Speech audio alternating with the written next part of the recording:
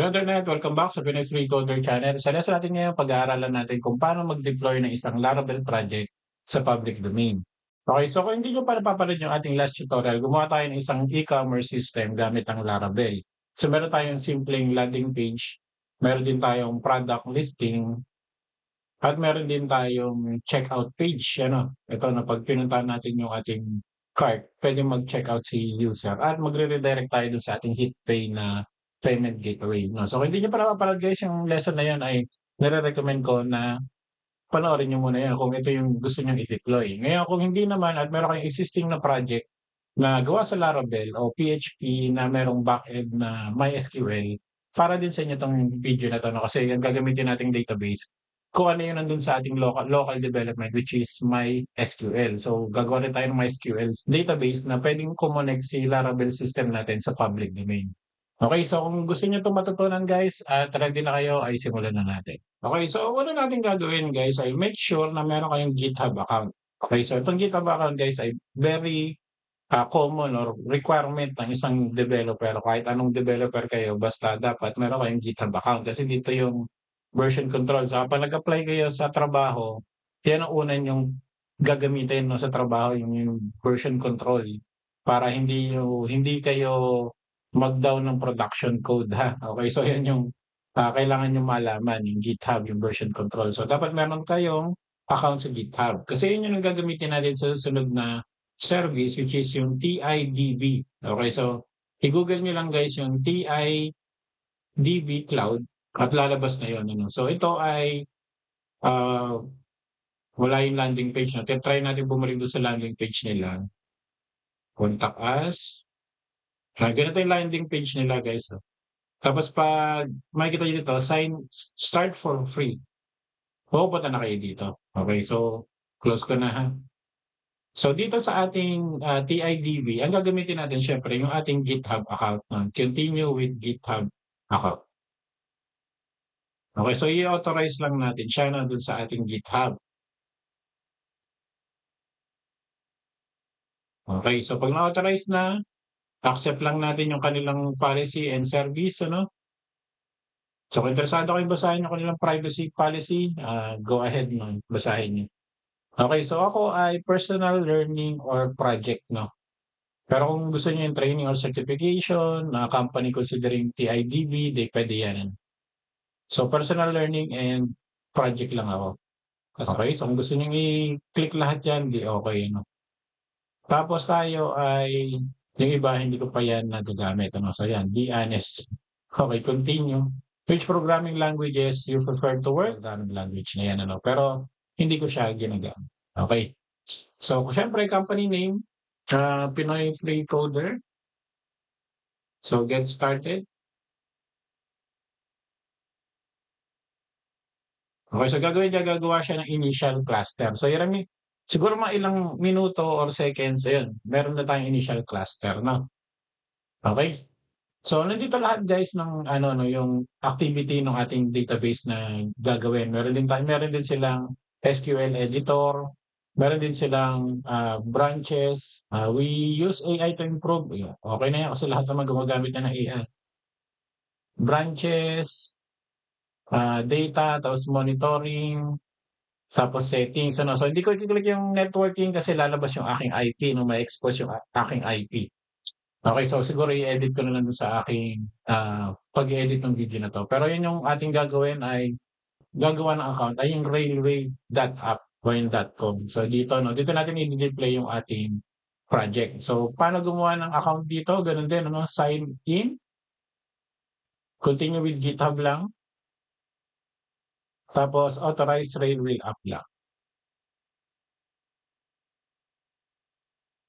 Okay, hintayin lang natin mag-authentication saka yun ay ating may account na tayo sa railway. Okay, so i-accept, agree with railway terms and services lang tayo. No? Ito lang naman yung kanilang gusto. Okay? I will not deploy any of that. Okay, mga torrent yan, bawal yan dito ha. Okay, so bakit railway? So railway kasi guys ay pwede tayong mag-deploy directly from GitHub, no? So merong mga option tulad ng Hostinger, GoDaddy, tapos yung Infinity Free, no? Yung free din na cPanel na ginawa natin ng tutorial, puwede naman dun 'no. Pero ini-introduce ko rin sa inyo itong Railway kasi ito, directly dun sa inyong repository kayo magde-deploy sa GitHub dito 'no.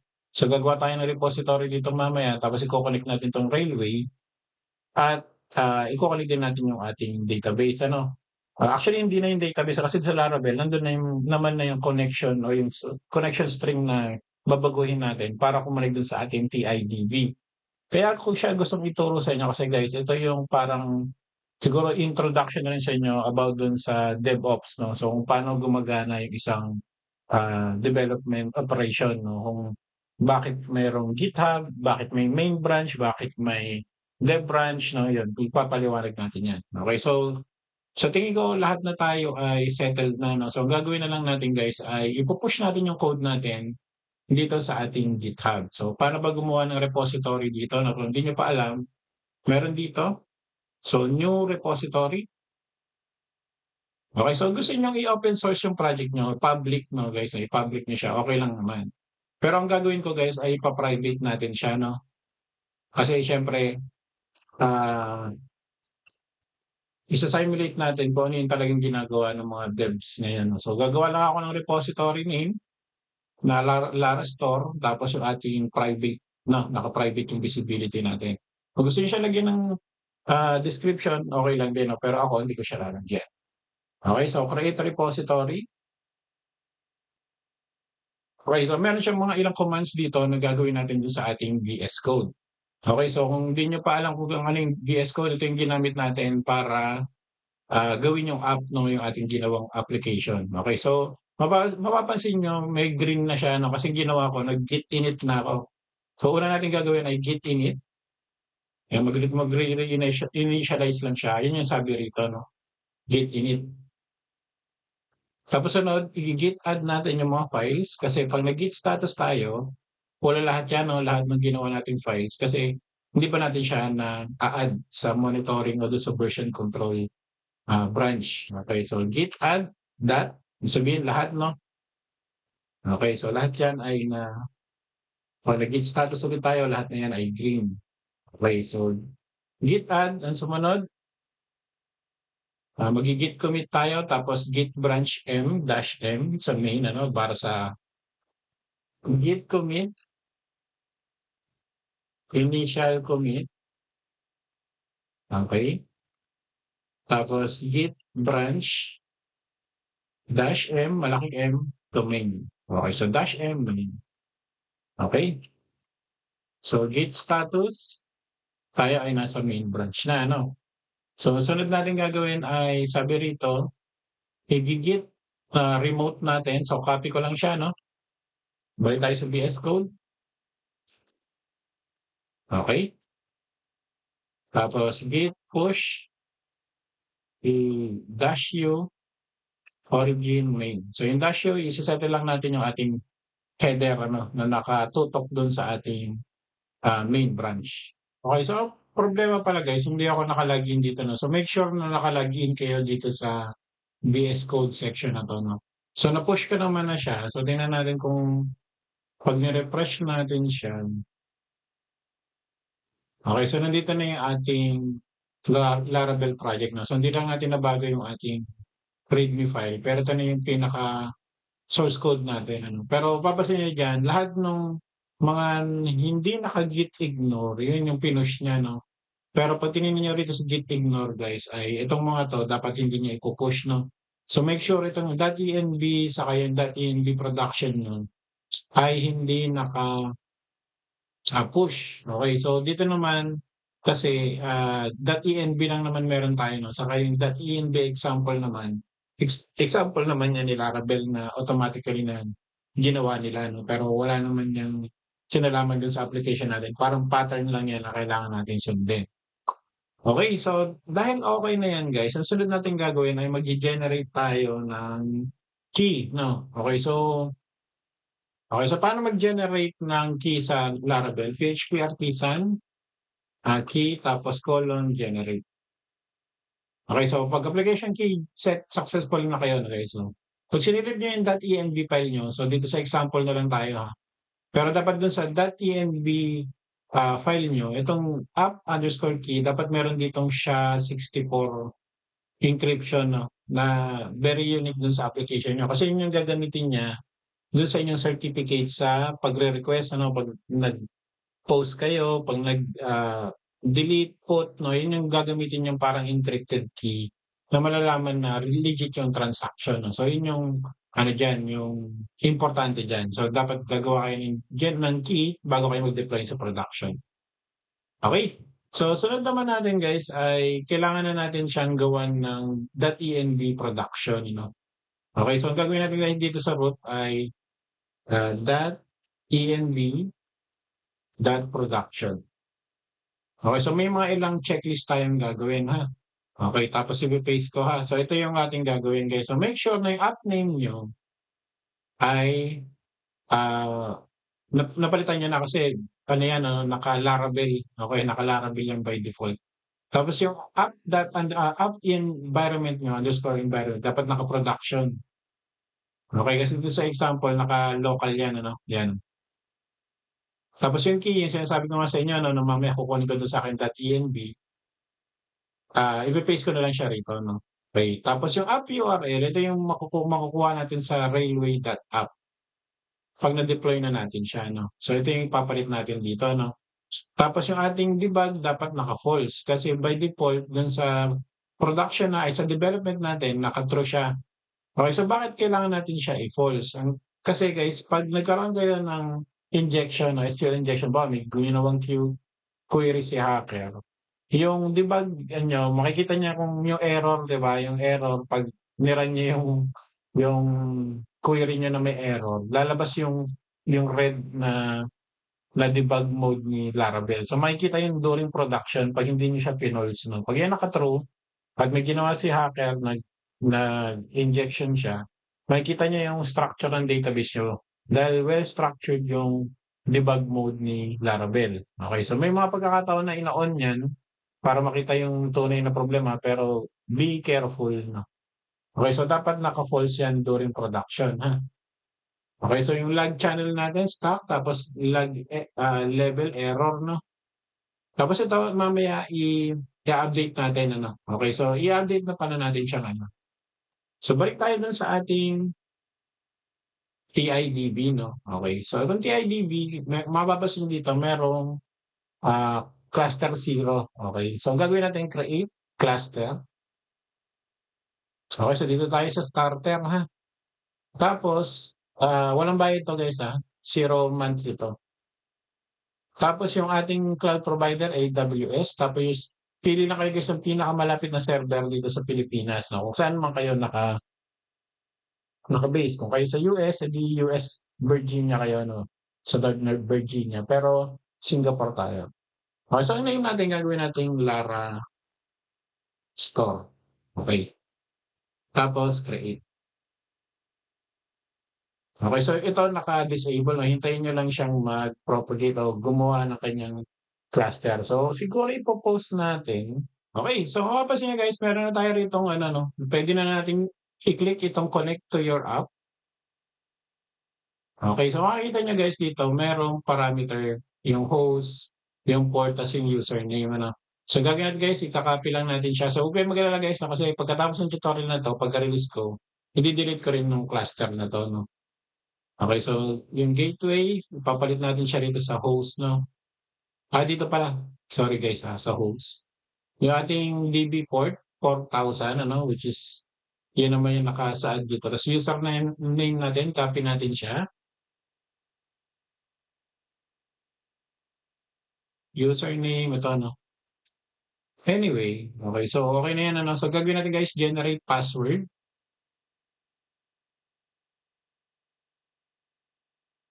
Okey, so generate na 'no, copy rin natin siya. So dito tayo sa password ano. Okey, so ito gagawin natin Lara_store 'no, pero maganda niyan, gawin na natin siyang ay hindi, underscore na lang 'no para safe. Okey, so save ko siya ha. Tas ito yung HitPay 'no, saka yung sandbox naka-false. Pero ito-true natin siya during production kasi wala pa naman tayong hindi pa naman natin na-activate yung ating HitPay API. So naka-true yan dapat. 'pag dineploy natin. So, mamaya babaguhin natin siya 'no. Okey, so 'yan yung babaguhin 'no, based dun sa inyong, connection. So, siyempre iba yung sa inyo, iba yung sa akin. So, gagawin natin guys ay gagawa tayo ng database na Larastore ano. So, yun yung hindi pa natin nagagawa. Okey, so Git repository. So, remember meron na tayong repository dito ha. So, Git repository. Okey, so config GitHub app. Okey, so yan 'no, direkta na yan kung kayo naka-login sa GitHub, yun na yung titingin 'no. So, pero ang gagawin ko guys, only select repository 'no. Kasi 'pag all, makikita natin lahat ng repository dun sa ating GitHub 'no, pati public. Okey, so gagawin natin, ise-search natin yung Lara store, which is yung ginawa natin kanina. Okey. Okey, tapos install and authorize. Okey, so mukhang nag-redirect na siya 'no. So gagawin natin, refresh natin 'no. So yan, 'pag ni-refresh natin makikita na natin siya rito. Okey, so makita niyo guys building ano, initializing, gagawa siya ng sarili niyang instantiation dito sa loob nating Railway app. Okey. Okey, so medyo may katagalan. Ang gagawin na lang natin guys ay ipo-pause 'no, pero huwag kayong mag-alala kasi naka-auto-detect yan 'no, kung ano yung, stack niyo. Halimbawa naka-Next.js kayo, naka-CodeIgniter o naka-Laravel, yun yung ibi-build niya 'no. So, depende dun sa composer, .json niyo rin na nakalagay dun sa inyong repository, makikita niya yan at ibi-build niya based dun sa requirements ha. Okey, so ipo-pause ko at hintayin natin mag-deploy. Okey, online na siya na guys 'no, makikita niyo rito online na siya. So, pupuntahan natin siya, click, yan makikita niyo tapos titingnan natin yung view logs niya kung ano yung mga ginawa niya 'no. Okey, ayan yung mga ginawa niya ha. Okey, so makikita niyo dito naman dito guys sa variables, yan makikita niyo 'to yung default na ginawa 'no, ano. Pero ang gagawin natin guys raw editor tayo. Okey, so .env ha. So pupunta tayo dun sa ating ginawang production, tapos ika-copy ko lang 'to 'no ha. Okey, so copy natin siya, tapos paste, okey. Tapos itong railway app mamaya i-ano natin ha, i-update natin. So update variables. Okey, so mamaya natin i-de-deploy kasi ang gagawin ko guys, ipo-post ko yung video, ta's i-a-add ko rito yung, sa HitPay na i-a-add ko rito yung nasa HitPay pero yung nandun na naka-save sa aking .env yung live 'no, or yung test API. Tapos ipo-post ko babaguhin ko na rin yung app key 'no, na nanggaling dun sa ating generate key. Okey, ika-copy ko siya dito 'no, tapos yung mage-generate na app URL mamaya ipapakita ko sa inyo. So ipo-pause ko yung video at i-update ko yung ilang mga okey, so na-update ko na guys 'no, meron na yung laman 'no. Paano mag-update niyan, either dun sa raw editor kayo, pero kung gusto niyo isa lang, meron ditong edit okey dito sa side na 'to. Pero ang ginawa ko nag-raw editor ako ta's kinopy paste ko yung mga keys ko rito 'no. Tapos itong ating sandbox guys naka-ano yan, naka-true kasi hindi pa live yung gagamitin natin sa dito sa example natin. So 'pag naka-okey na siya guys, ang gagawin natin ay deploy. Okey, so hintayin lang natin siya mag-deploy ulit kasi 'pag kinlose natin 'yan, makikita niyo rito meron siyang building, 'yan meron siyang another instantiation na nagbi-build siya. Okey, so habang nagbi-build 'yan, pakita ko sa inyo dun sa inyong repository 'pag ni-refresh niyo 'yan, dun sa inyong deployment makikita niyo nandito na siya. Sa portion na 'to. So hinihintay niya lang na ma-build 'to 'no, bago 'to magkakaroon ng check. Okey, para, alam natin kung saan naka-deploy yung ating project. Okey, so balik tayo rito sa ating railway, tingnan natin. Okey lang natin 'yan. Building pa rin ano, so siguro kasi naka-Docker Dockerize yan, sinasabi nila. Naka-image, so Docker type. So bini-build niya yung image from the image. Okey, so nag-crash tayo 'no, so 'pag tinignan natin guys yung ating, logs 'no, 'pag kinilik niyo yan, mapapansin niyo dito meron ditong error na connection using and insecure transport are prohibited. So, ibig sabihin, kasi tayo nagre-request pa rin sa local 'no, so kailangan natin 'tong i-update at gumamit ng secure connection via SSL saka certificate ano, okey. So, balik tayo guys dito sa ating TIDB 'no. So, yung certificate na yun ay naka-base siya dito 'no, ito download the certificate. Okey, so pero di natin yan gagawin 'no. Ang gagamitin nating certificate ay yung sa railway mismo 'no. Okey, so punta tayo dun sa ating code, ayan under ng configuration database. Tapos hanapin natin yung MySQL which is lumampas na. Okey, so yung MySQL natin, ito papalitan natin siya ng 4,000. Hindi yung host pala 'no, tanggalin na natin 'tong localhost yan, tanggalin na natin yan. Tapos ito ay 4,000 which is ang number. Okey, tapos ito tanggalin na rin natin 'to. Okey, tapos ito tanggalin na rin natin kasi lahat yan ay naka-base dun sa ating DB. Ito ang DB socket kahit wala na 'to. Tapos DB collation, okey na 'to, nawala na rin 'to 'no. Tapos yung character set natin, ayan dapat naka-set dito. Actually yung collation,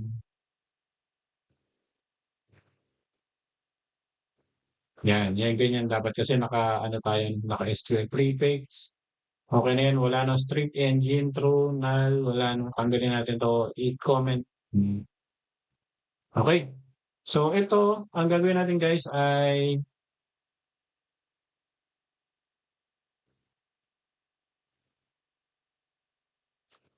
okey tanggalin natin yan ha, pdo_mysql kung hindi ito ang gagamitin 'no.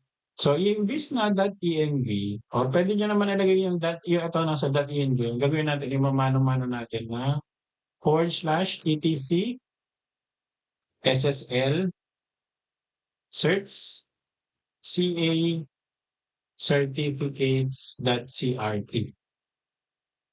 Okey, so yun ang i-in-update natin ha. Okey, so puwede niyo siyang i-post para makita niyo 'no. So ito kasi guys yung ating TIDB ay Linux din naman yan, ito.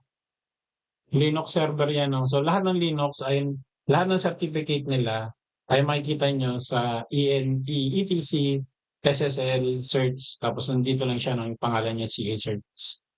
Kung meron kayong sariling certificate guys na naka-deploy sa public domain, puwede niyong gamitin 'yan para medyo personalized 'no. Pero dito sa tutorial na 'to, ang gagamitin natin ay yung sa railway.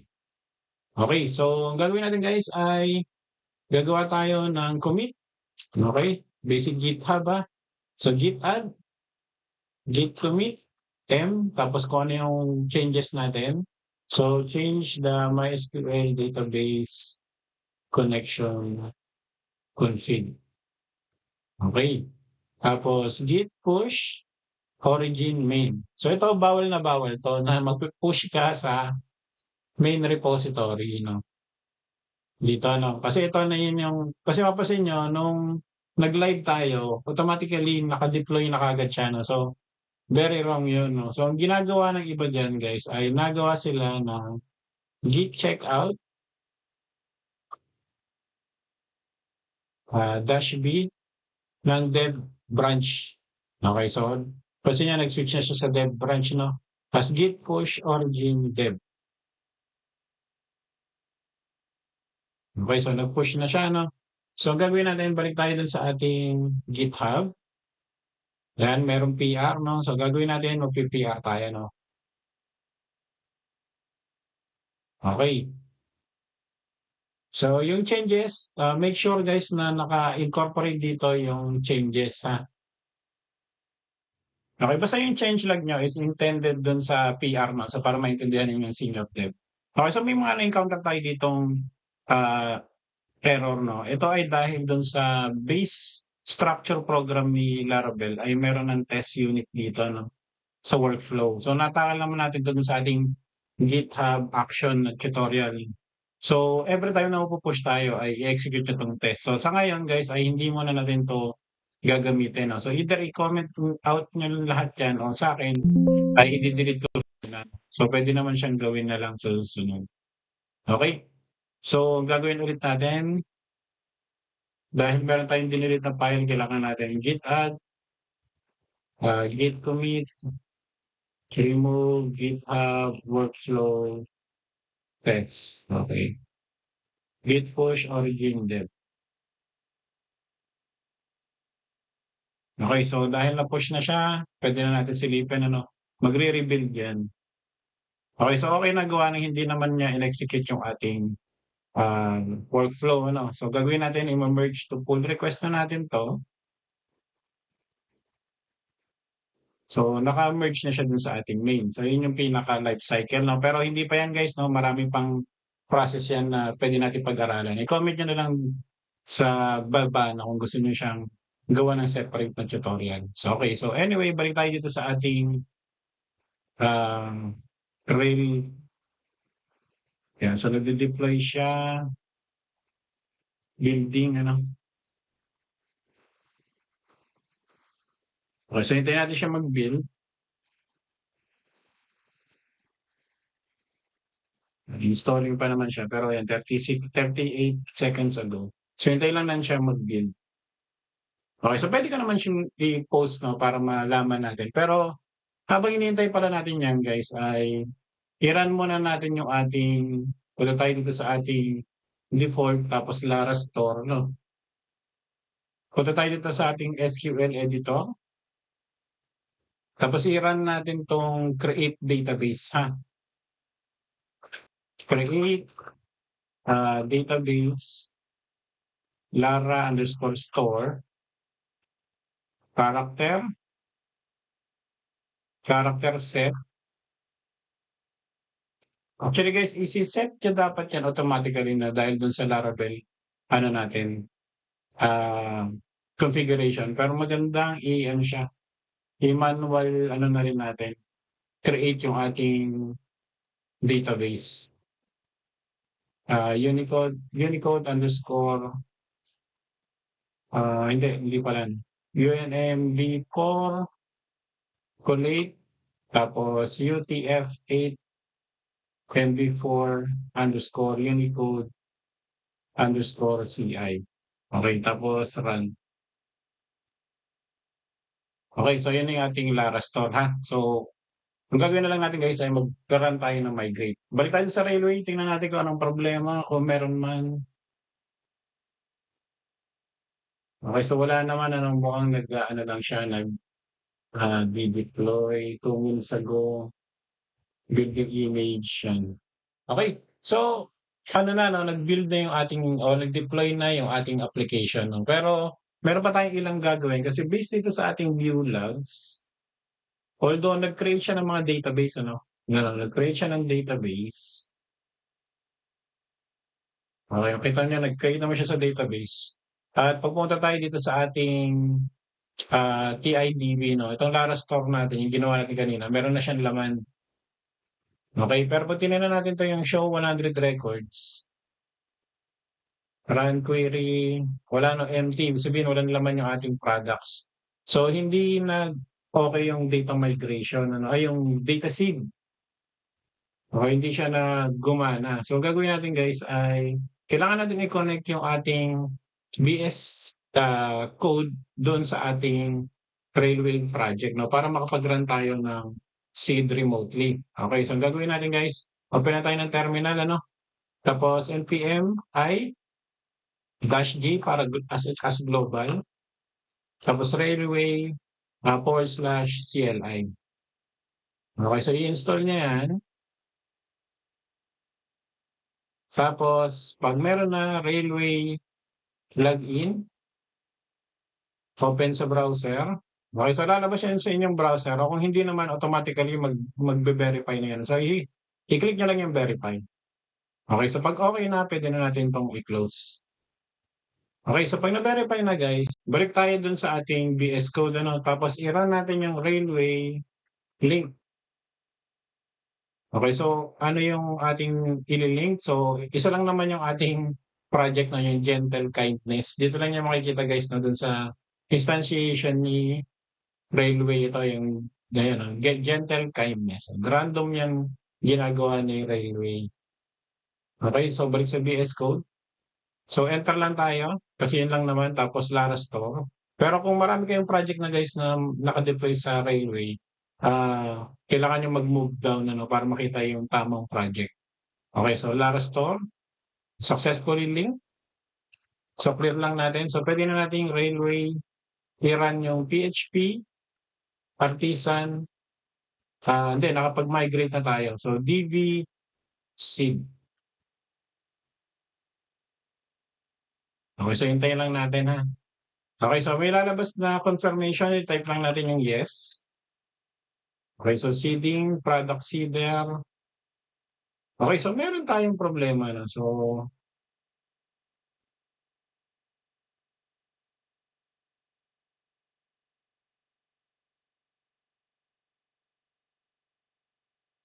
okay. So merong problema dito kasi nasa local tayo no. Saka mukhang yung ating local to railway ay hindi mag-execute. So try na lang din natin guys no. So refresh. Okay, so empty pa rin. So dapat na lalabas rito yung ating products ano. Okay, so meron tayong problema sa connection. Ayaw niyang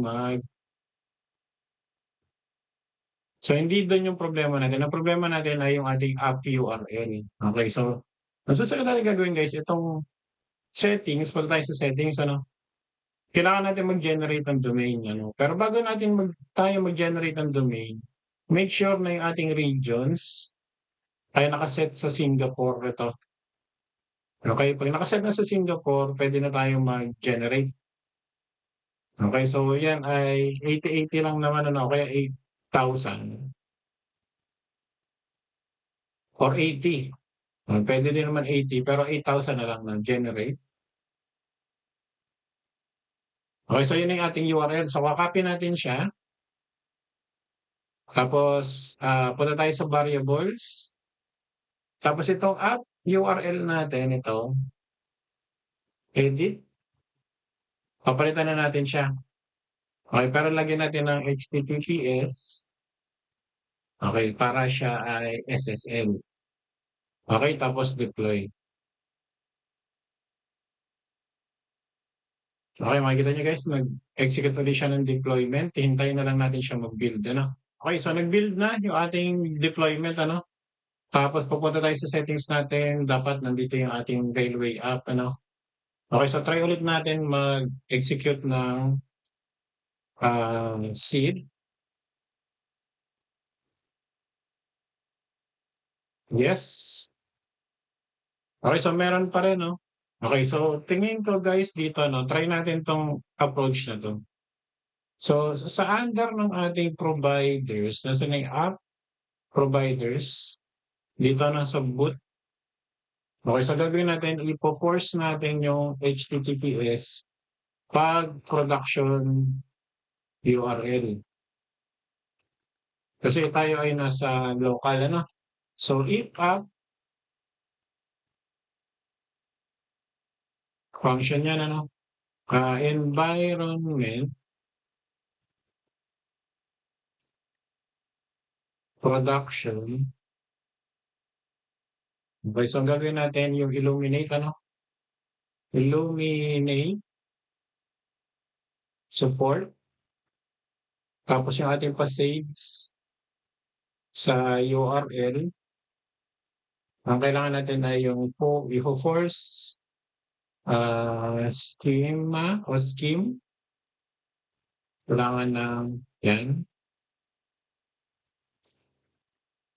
HTTPS. Okay, tapos i-close natin. Okay? Okay. So ako ay pupunta na, i-clear natin, no? Git add, git commit, change app services provider. Tapos git push origin dev. Okay, so balik tayo sa ating GitHub. Kailangan natin itong gawa ng PR. Ano? Okey, open pull request. Pumunta ako sa dev branch siya. Okey, tapos create pull. Kita naman natin yung changes. So, tingnan natin. So, ima-merge ko na rin agad ano. Pero hindi 'to yung proper flow ha. Kailangan meron kayong reviewer tapos meron dapat kumpleto yung inyong, PR details. So, as for the sake of this tutorial para mapabilis tayo ay gano'n ang ginawa natin. Okey, so dapat dito sa ating sa Lara store ay nagbi-build na siya. O ayan, nagbi-build na siya. Okey, so po-pause ko rin ng video, titingnan ulit natin tapos 'pag okey na yung build, try ulit natin mag, seed ha. Okey, so okey na yung build 'no, na nakapag-deploy na ulit tayo. So verify lang natin baka mamaya gumana na yung ating, seed. So kung empty pa rin 'to kailangan natin mag-run ano. Okey, so kailangan natin mag-run. So sa tingin ko gawin natin ano, so clear. Okey, so ang gagawin natin ay, Railway run PHP config tapos clear. Could not open input clear. Okey, so gawin natin railway run, PHP artisan config clear. Okey, tapos railway run PHP artisan, cache clear. Okey, so yun meron pa rin tayong problema dun ano, cannot connect to MySQL using SSL. Okey, so medyo natagalan ako sa pagde-debug 'no, yung eto palang ATC 'no, dito, ayan. So dati ganyan siya 'no, yung ETC, SSL, cert, CA. So ito hindi pala 'to existing dun sa ating railway. Okey, so kaya ko siya binago na database. Yan, so balik tayo rito, So ang ginawa ko guys ay in-store na lang natin sa isang variable. Okey, so 'pag pumunta tayo dito sa ating Lara store 'no, at variables, makikita niyo meron tayong bago ditong, variable value. So kung tinignan niyo siya guys, ito yung pangalan ng ating, certificate. Okey, so paano makakuha niyan, ang ginawa natin ay ito ay galing lang din kay ChatGPT, Okey, so ang ginawa natin ay nag-download tayo from yan. So ito na minimize natin 'no. So ang ginawa natin nag-railway run curl tayo tapos i-store natin yung ating certificate, pero ida-download natin dito na sa URL na 'to. Okey, so puwede kang i-provide na lang 'to dun sa ating description pero, maganda i-type niyo o kaya i-screenshot niyo yung command na yan ta's ita-type niyo siya. Okey, so 'pag na-download na siya, yung temporarily file dun sa loob ng railway, dun yun masa-save. Okey, so kaya natin siya, malalagay na rito. Okey, so kailangan natin siyang i-redeploy. So ganun yung nangyari 'no. Okey, so ngayon ang gagawin natin ay magse-seed na tayo. Okey, kasi nung nag-run tayo ng,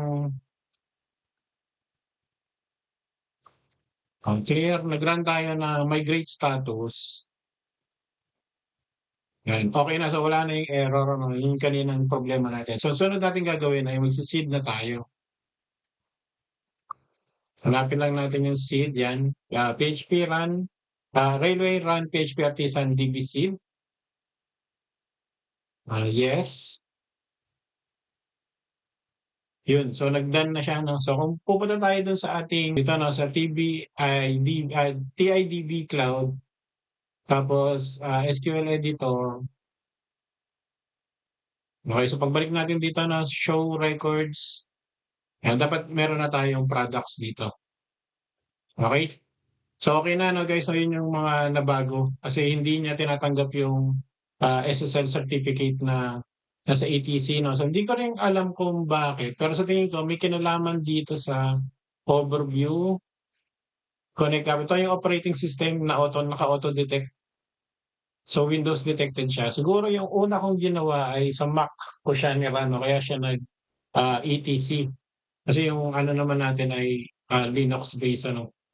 Okey, so dapat 'pag ako ay pumunta dito sa online, tapos pinuntahan ko yung URL na 'to 'no, ito yung pino-provide ni Railway. Okay, so gumana na siya 'no guys 'no, dapat ganito yung lalabas na dun sa inyong, 'yun dun sa inyong railway na app, okey. So make sure lang guys na dito sa inyong settings ay nasa Singapore kayo 'no, kasi 'pag nasa malayo kayong, instance ng service nila medyo mabagal siya mag-response. Similar dun sa ano 'no, sa TIDB Cloud. So dapat malapit dun sa Singapore o kung saan niyo man gusto o kung saan man kayo nandoon ano, para mabilis yung i-response niya. Actually, ang majority dapat kung ano yung target ng user dapat dun kayo magde-deploy ng malapit na server, okey. Tapos dito sa domain naman puwede kayong mag-add ng custom domain. Halimbawa nakabili kayo ng, domain sa ibang hosting site, puwede niyo ditong i-setup 'no. So kailangan niyo lang siyang, lagyan ng DNS ano na configuration. Okay, so kayo ng bahala diyan. Okey, ta's ito guys, medyo binago ko 'no, kasi yung una ginawa natin 8,000, ginawa ko na siyang 80/80 'no. So merong mga pagkakataon na nagana yung 8,000, meron naman nagana yung 480, meron naman na pagkakataon na nagana yung 80/80 'no. Sa pagkakataon na 'to, binago ko siya ng 80/80 at, 'yun nag-load na yung ating project. Okey? So 'yan guys, ito na yung pinakabuong tutorial ng ating lesson 'no, kung paano mag-deploy ng Laravel sa public domain ng libre 'no. Okey, so mapapansin niyo guys 'no, sa 30 days, so meron kayong, $5 remaining. Okey, so hindi siya actually talaga libre 'no, kung titingnan niyo na ta's punta tayo sa pricing, ayan, free naman siya 'no. Start with a 30-day free trial with 5 credits then $1 per month. Okay, so within 30 days libre 'tong railway niyo 'no. Pero pagkatapos ng 30 days kailangan niyo na magbayad as a pay as you go. So tingin ko, $1 per month lang siya 'no. Pero kung nagustuhan niyo guys itong railway 'no, puwede naman kayong mag-upgrade to an hobby. So yung hobby tier niya ay $5 per month ano. So ito yung, maganda yan kasi dun sa free nila naka 2 GB RAM lang tayo ta's I think 2 CPU lang ano, yung kanilang pino-provide dun sa free. Hindi nandito pala 'no, 1 CPU lang pala yung kanilang pino-provide. So medyo may kabagalan yung processing lalo na 'pag malaki yung system niyo. So okey na siya sa prototype 'no, kasi yung response niya okey naman, eh. Ano, tapos add to cart. Okey, so pupunta tayo rito, puwede tayong mag-checkout. So mabilis naman yung response niya based din sa aking, pagta-try. So yun lang yung catch dun 'no. Sa unang 30 days free siya, pero pagdating ng, lumampas na kayo dun ay hindi na.